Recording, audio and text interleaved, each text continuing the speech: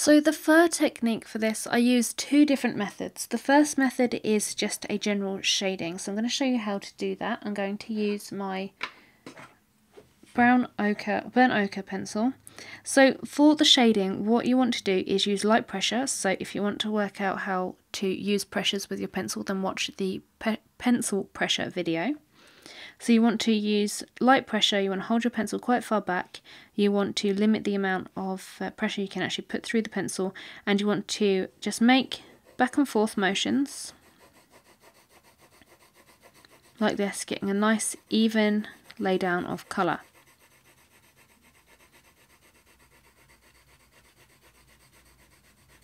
So this is the technique that we use for base layers and building up the tones and glazing colours over the top. This is the technique that we use.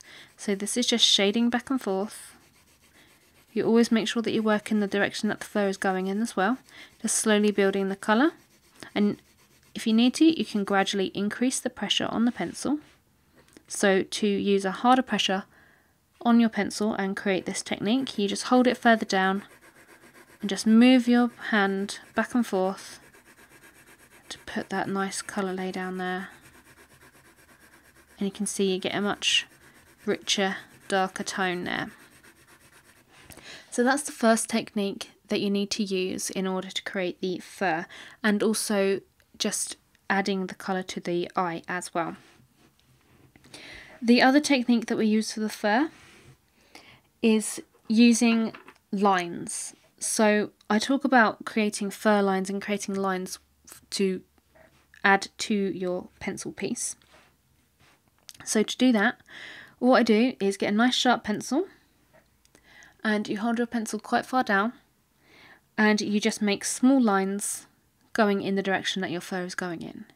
So what you don't want to do is create lines that are parallel to one another.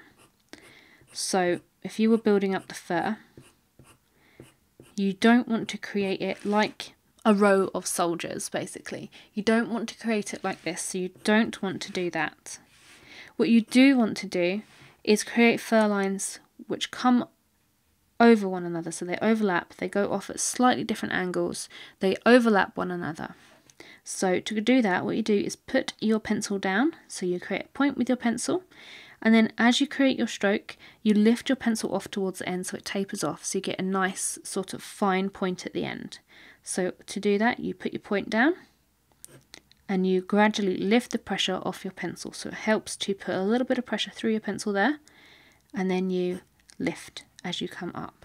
So you can create various lengths of fur lines as well to help it look a little bit more natural, and you can overlap them. So what we'd do is just overlap them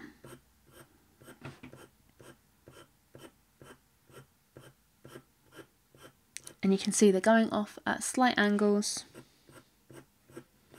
I find that doing this method quite quickly as well helps it look a little bit more natural.